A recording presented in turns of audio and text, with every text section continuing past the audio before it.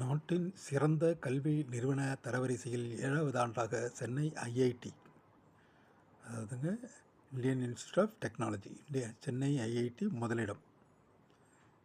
இப்படி ஒன்றிய அமைச்சர் தர்மேந்திர பிரதான் வெளியீடு. இந்த அறிவிப்பை ஒன்றிய அமைச்சர் விடுவிச்சிருக்காருங்க.